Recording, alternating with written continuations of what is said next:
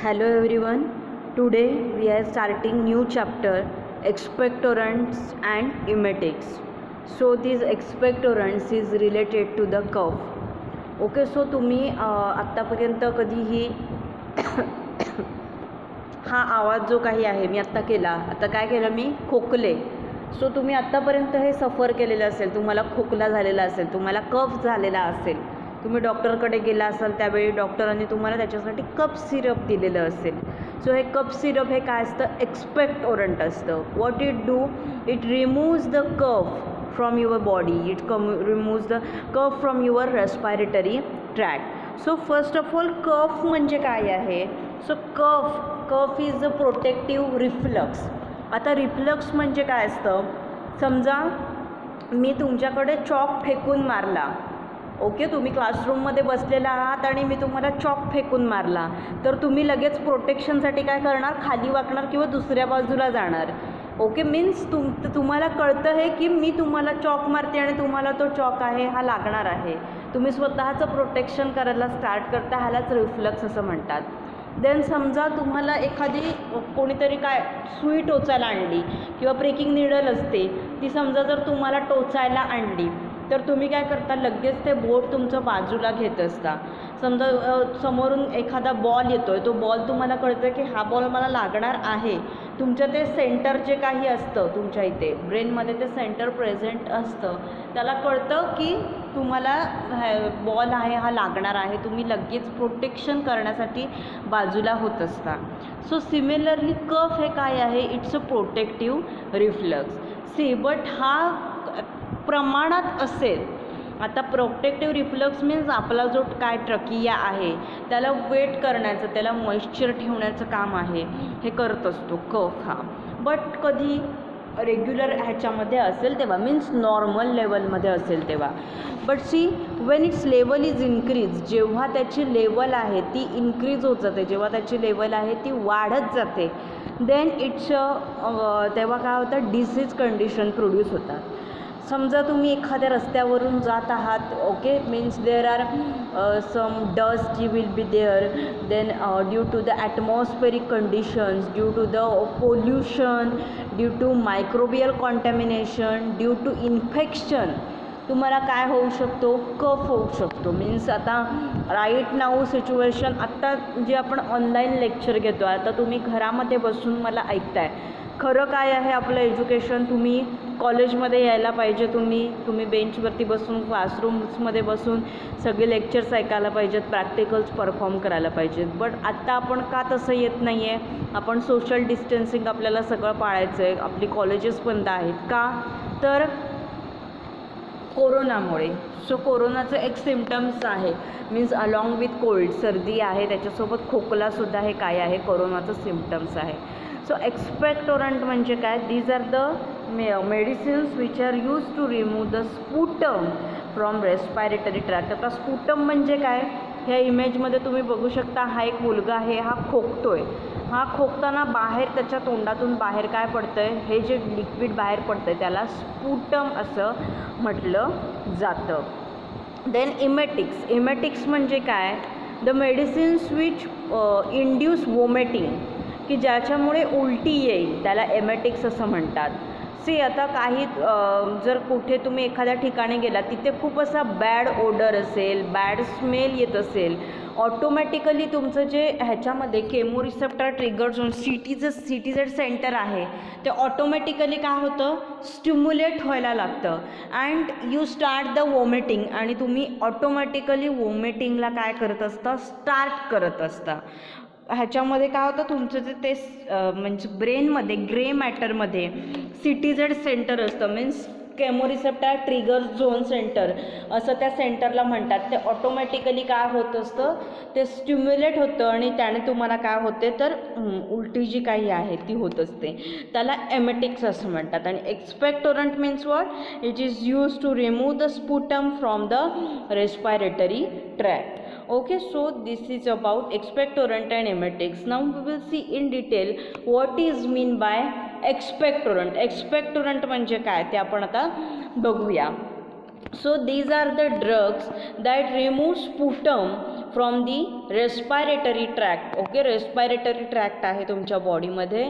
So हे असे drug आहेत की जे काय करतात, स्पुटम म्हणजे जो कफ आहे त्याला रिमूव्ह करण्याचं काम आहे हे करत असतात.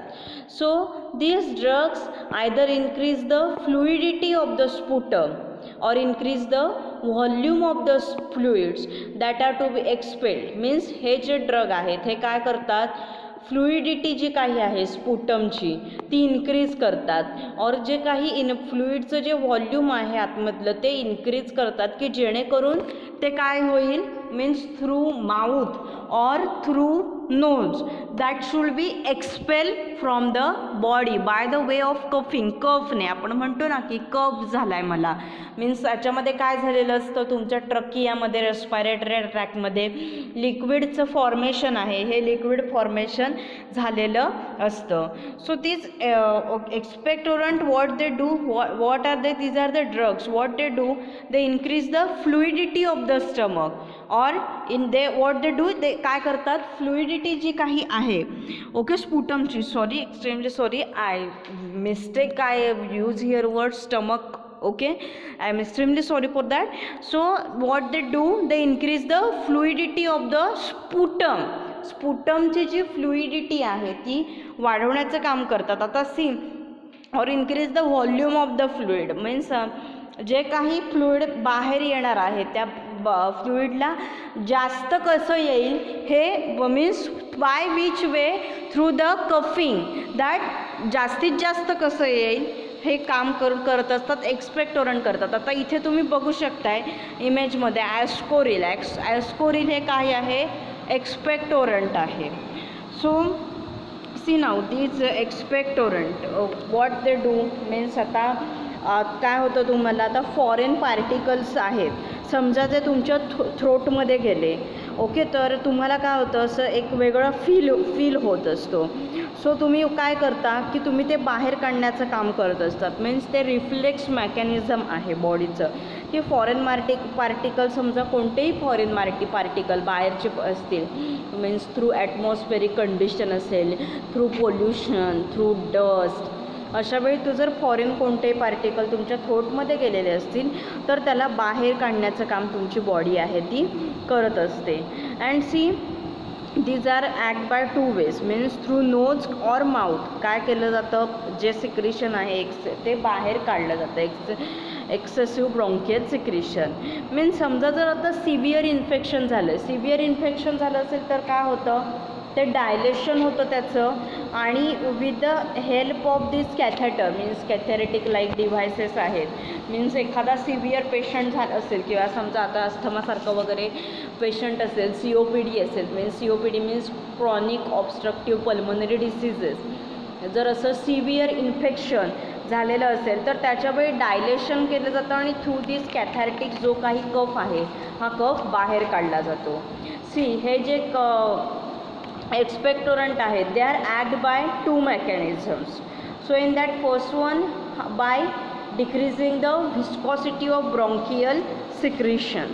पहिलं काय करतात ते विस्कॉसिटी डिक्रीज करतात, बाय डिक्रीज काय करतात the viscosity of the bronchial secretion and facilitating their elimination. means that local irritants they are expelled and ineffectual coughing is alleviated. आणि ज्याच्यामुळे काय होतो, कफ आहे हा कफ फॉर्म होतो. काय करतात ते पहिलं विस्कॉसिटी काय करतात डिक्रीज करतात ब्रॉन्कियल सिक्रेशनची, आणि त्याच्यामुळे त्याचं मग एलिमिनेशन होतं. आणि दुसरं कोणत्या वेने हे ॲक्ट करत असतात, by increasing the amount of the respiratory tract fluid. In that here काय कर डिमल्संट ॲक्शन जे काही आहे is exerted on dry mucosal lining and thus relieving the unproductive cough. आणि जास्त कफ आहे तो काय करत असतात ते रिलीव्ह करत असतात. This expectorant act by 2 mechanisms. Which 2 mechanisms? what they do first, by decreasing the viscosity of bronchial secretion and by means ते डिक्रीज करतात विस्कॉसिटी ब्रॉन्कियल सिक्रेशनची आणि त्याचं एलिमिनेशन होतं, मीन्स कफ आहे तो एलिमिनेट होतो बॉडीमधून. अँड सेकंड कोणत्या मेकॅनिझमने ॲक्ट करत असतात? By increasing the amount of the respiratory tract fluid. आता समजा एखादा कुठला तरी पाईप आहे, ओके, पाणी भरतानाचा जो पाईप आहे, समजा त्याच्यातून फोर्सफुली मशीनमधून मोटारने फोर्सफुली पाणी जे काही आहे, वॉटर आहे, हे स्टार्ट केलेलं आहे. समजा मी त्याचं जे तोंड आहे त्या पाईपचं ते बंद करून ठेवलं, तर काय होईल? सडनली त्याच्यावरती प्रेशर आहे ते सगळं प्रेशर एक्झर्ट होईल. त्याचा ऑटोमॅटिकली काय होऊ शकतो? स्फोट होऊ शकतो. स्फोट इन द सेन्स मीन्स पूर्ण ते काय होऊ शकतो? बर्स्ट होऊ शकतं जे वॉटर आहे ते. आणि समजा आता त्याचं तोंड उघडलं, सडनली ऑटोमॅटिकली सगळं पाणी आहे ते काय होईल? रिलीव्ह होईल. सो सिमिलरली इथे काय होते? त्याची अमाऊंट जी काही आहे, by increasing the amount of the respiratory tract फ्लुइडची अमाऊंट इथे काय होत असते? तर इन्क्रीज होते. Means increase the volume of the fluid that should be expel from this respiratory tract by coughing. Then these expectorants they are generally used orally, by oral route ने घेतले जातात ते, to stimulate the flow of respiratory tract secretion. त्याला काय करतात? Stimulate करतात, त्याला प्रेरित करतात की जेणेकरून तो फ्लो आहे तो काय व्हायला पाहिजे? इन्क्रीज व्हायला पाहिजे. आणि कफ आहे हा कफ बॉडीमधून एक्सपेल झाला पाहिजे. Means expectorants they are use orally to stimulate the flow of respiratory tract secretion. And see its examples are potassium iodide Ki, ammonium chloride, antimony potassium tartarate. त्याचे एक्झाम्पल्स काय आहेत? पोटॅशियम आयोडाईड आहे, ammonium chloride आहे आणि antimony potassium टार्टारेट ही त्याचे काय आहेत? Examples आहेत. Okay, so this is about expectorant. आता फर्स्ट ऑफ ऑल याच्यामध्ये कफ म्हणजे काय? कफ हे काय आहे? It's a protective physiological reflux. आता रिफ्लक्स म्हणजे काय? तर बॉडी काय करते? प्रोटेक्ट करत असते त्या जर समोरून जो रिस्पॉन्स येईल त्याच्यासाठी. देन सी मीन्स इन्फेक्शन कशा होतं? Chemical due to chemical irritants, foreign particles are there. The foreign particles blocks the airways and cause the coughing by stimulating the nerve endings in the respiratory tract. Then irritative or unproductive cough is a dry cough which may be caused by colds or by inhalation of irritating dust and gases and produces no sputum or other discharge. Whereas this productive cough is sputum or exudate producing cough and is often associated with the asthma and bronchitis. So these expectorants, these are the drugs which is used to help in the removal, that is expulsion of the secretions from the trachea, bronchi or lungs, and they are used in the treatment of a cough. And see now they are act on the respiratory tract by two ways. In that first way, by decreasing the viscosity of the bronchial secretion and facilitate its elimination, and second is by increasing the amount of respiratory tract fluid. And this is examples of these expectorants. See now this is marketed preparation. हे काय आहे? Marketed preparation आहे ॲस्कोरिल ग्लेनमार्कचं. Okay, so हे काय आहे? Expectorant आहे. See this is, हा इथे बघू शकता तुम्ही ह्या इमेजवर, हा तुमचा काय आहे? रेस्पायरेटरी ट्रॅक्ट आहे. ही जी इमेज आहे हा रे तुमचा रेस्पायरेटरी ट्रॅक्ट आहे. ओके, देन नेक्स्ट इमेटिक्स म्हणजे काय? की जे वोमिटिंग प्रोड्यूस करतात. आता सी इथे वोमिटिंग का प्रोड्यूस म्हणजे करण्याची गरज असते की समजा तुम्ही एखादं काही पॉयझन खाल्लं असेल, तर ते पॉयझन ते तुम्ही खाल्लेलं असेल पॉयझन ते सगळं तुमच्या एक्सपेल व्हावं बॉडीतून, त्याच्यासाठी इमेटिक्स आहेत हे द्यावी लागतात. Means emetic is a drug which induces vomiting. जे काय करतात? वोमिटिंगला मीन्स उलटी होणं जे काही आहे ह्याला प्रवृत्त करत असतात.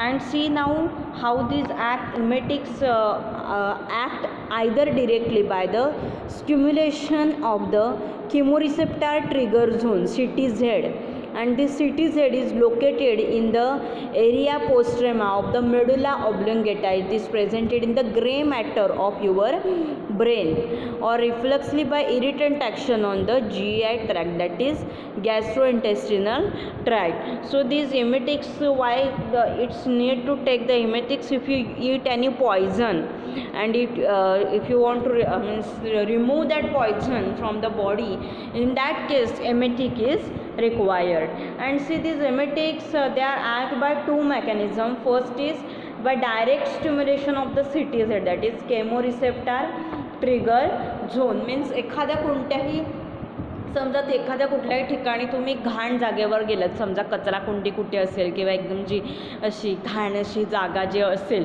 समजा तिथे तुम्ही गेलात कुठे, तर बॅड ऑर्डर येतो आणि त्याच्यामुळे ते suddenly you start the vomiting.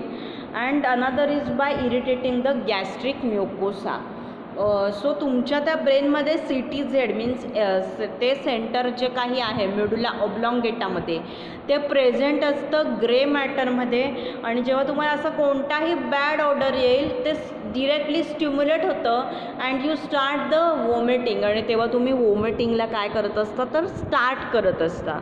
So emetics means what, these are the drugs which are used to cause the emesis, means these are produces the vomiting, and these emetics are generally used in the treatment of different poisoning.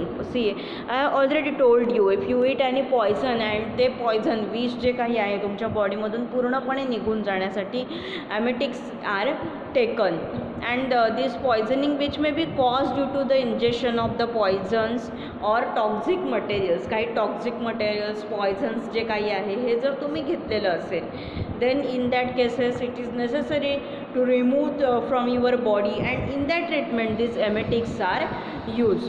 Then examples are sodium chloride and antimony potassium tartarate. एमेटिक्सचे example काय आहेत, sodium chloride NaCl and antimony potassium tartarate. So emetic is a drug which induces the vomiting, and these emetics acts directly by the stimulation of the chemoreceptor trigger zone CTZ, which is located in the medulla oblongata, or by irritant action on the gastrointestinal tract. Then see, inorganic compounds, examples are copper sulfate, sodium chloride, zinc sulfate and antimony potassium tartarate belong to the latter type. Then see, now this clinical value of emetics on these days has been lessened by the stomach tubes, and a safer and more effective tool for emptying the stomach are now available. Then see, emetics should not be used in conditions with significant CNS depression, shock, unconscious or semi-conscious, or patient who is in coma. Then in that cases emetics are not used. Or if the patient is having severe heart disease, tuberculosis, hernia or advanced pregnancy, in that cases emetics are not used.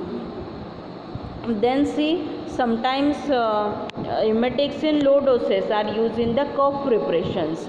They probably stimulate flow of respiratory tract secretions. So this is about the emetics. हे काय आहेत, emetics आहेत. So we will see the drugs from this category. In that, first one is the ammonium chloride. So its chemical formula is NH4Cl. Then its molecular weight is 53.49. Then now see this it's ammonium chloride. It's a sedative type, means it acts by reflex mechanism by irritating gastric mucosa, and it stimulates the respiratory secretion. These both are sedative type, means ammonium chloride and potassium iodide are sedative type, and antimony potassium tartarate is a stimulant type. Okay, so these questions are asked, can be asked in the MCQ. Ammonium chloride and potassium iodide is a sedative type, and antimony potassium tartarate is a stimulant type आहे हा antimony potassium tartarate. Next see, its synonyms are very important. MCQ can be asked. So its synonyms of ammonium chloride are ammonium muriate, then sal ammoniac, then Amclor, then Amonclor, Salmiac. These are the synonyms. Then now see method of preparation. So ammonium chloride, how it is prepared. This NH3 ammonia is reacted with HCl, hydrochloric acid. Then there will be a formation of NH4Cl, that is ammonium chloride. Then next see its physical properties काय आहेत ह्याच्या. It's a white fine crystalline powder, white fine powder आहे okay ही. Then it's a odourless and it is having a cooling saline taste.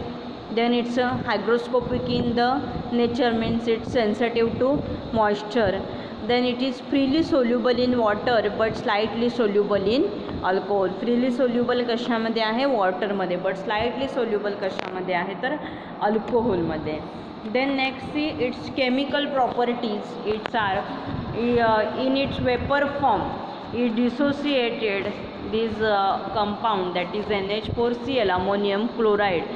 So in its vapor form it dissociated in ammonia, NH3 and hydrochloric acid, that is HCl. So in its vapor form it dissociated in ammonia, NH3 and HCl, hydrochloric acid. हे vapor form मध्ये dissociated होतं ह्याचं. Then see its solution, its 5% solution is acidic. Solution of ammonium chloride is acidic and it is having pH 4.5 to 6. Then next storage condition, it should be stored in the tightly closed containers because it is a hygroscopic, means it is hygroscopic, it is sensitive to moisture. So it should be stored in tightly closed containers because it is hygroscopic. Then see this incompatibility if we studied, so it is incompatible with alkalis, carbonates of alkaline earth metals and lead and silver salt. So remember its incompatibility, write down in your notebook. It is incompatible with alkalis, then carbonates of alkaline earths and lead and silver salts. त्याच्यासोबत काय आहे हा इनकॉम्पॅटेबल आहे. Then next is uses. So it is used as an expectorant. एक्सपेक्टोरंट म्हणजे काय तर कफची जी काही preparations असतात, means ammonium chloride in the dosage of 300 mg to 1 gram is used as an ingredient in the expectorant cough mixtures. Means cough syrup जे काही आहेत ह्या कफ सिरपमध्ये हा एक्सपेक्टोरंट कफ सिरप जे काही आहे त्याच्यामधला कंटेंट आहे ammonium chloride and it is use in the concentration, means it is use in the dose 300 mg to 1 gram. 300 mg to 1 gram ह्या डोसमध्ये यूज केले जातात हे expectorant. As expectorant means it's ammonium chloride in doses 300 mg to 1 gram. It is used as an ingredient in the expectorant cough mixture. Then next is use its a diuretic. So it is given for its diuretic action, especially to help the excretion of overdosage of basic drugs such as amphetamine and in the treatment of the lead poisoning by increasing its excretion. तर as a diuretic आपण category बघतो आपली काय आहे expectorant आहे. So first आपण as expectorant बघितलं in the expectorant cough मिक्सचरमध्ये having the doses 300 mg to 1 gram डोसमध्ये वापरले जातात. बट सेकंड काय आहे as an diuretic. So diuretic when so its diuretic action is especially to means when there is a overdoses of basic drugs जे काही आहेत means that drugs which is having the pH more than 7. So त्याचं overdose झालेला असेल जर basic ड्रग्सचा overdose झाला तर काय होईल बेसिसिटी आहे ही खूप इन्क्रीज होऊ शकते. सो असा जर ओव्हरडोस झाला ह्या बेसिक ड्रग्सचा so to reduce that overdose like means amphetamine is there. amphetamine it's a basic drug. So जर त्या ड्रगचा काय झाला ओव्हरडोस झाला तर डोस रिड्यूस करण्यासाठी and in the treatment of lead poisoning by increasing it secretion and पॉयझनिंगच्या ट्रीटमेंटमध्ये, लेड पॉयझनिंग ट्रीटमेंटमध्ये सुद्धा यूज केला जातो as an diuretic. Then as a systemic acidifier. So systemic acidifier means it's helpful in producing mild acidosis. Acidosis produce करण्यासाठी use केला जातो. Means for this purpose it is given by mouth in a dose of 2 gram. Then it is rapidly absorbed through GIT and it is converted into the urea in the liver. In this way, as a systemic acidifier means it is helpful in producing mild acidosis. So thus the anion liberated into the bloodstream and extracellular fluids, and it causes metabolic acidosis and decrease the pH of urine. Urine pH is decreased, and it is also used to increase the diuretic effect of mercurial diuretics and to correct hypochloremic alkalosis caused by prolonged use of mercurials and in treatment of urinary infections. Then see, it is also used orally as tablets or as an injection, and along with it is used in the expectorant and cough mixtures मध्ये सुद्धा use केला जातो ह्याचा. So हे काय आहेत, ammonium chloride that is NH4Clचे हे uses आहेत. एक्सपेक्टोरंटसाठी डोस काय आहे, 300 mg to 1 gram as an ingredient of the expectorant cough mixture. Then diuretic, it is given for its diuretic action, especially to help the excretion of overdosage of basic drugs such as amphetamine, and in the treatment of lead poisoning treatment मध्ये use केला जातो. Then as a systemic acidifier means it is helpful in producing mild acidosis. Mild acidosis produce करण्यासाठी use केला जातो. Means for it is given by the mouth in the dose of 2 gram. So this is about ammonium chloride, NH4Cl. So it's very simple. You have to keep formula NH4Cl, ammonium chloride. Synonyms are ammonium muriate, then sal ammoniac, amchlor, then ammon chlor, salmiac. Then its method of preparation, it is prepared by neutralizing HCl, hydrochloric acid, with ammonia. Then we had seen its physical properties. It's a white crystalline powder, odorless, cooling saline taste. It is hygroscopic in nature. It is freely soluble in water, slightly soluble in alcohol. Then in its vapor form it dissociated in ammonia and hydrochloric acid. Then its storage condition, it should be stored in well closed container, and we had seen uses as an expectorant, diuretic, systemic acidifier. Then we had seen today what are mean by expectorants, what is meant by expectorants, okay, which removes sputum from the respiratory tract, and what is mean by emetics, so which are producing the vomiting, which is induce the vomiting. So this is about today's lecture. So if you have any difficulty in today's lecture, then you can ask me. आजच्या लेक्चरमध्ये जर तुम्हाला कोणताही point समजला नसेल तर तुम्ही मला कधीही विचारू शकता. Thank you. Happy learning. Stay safe.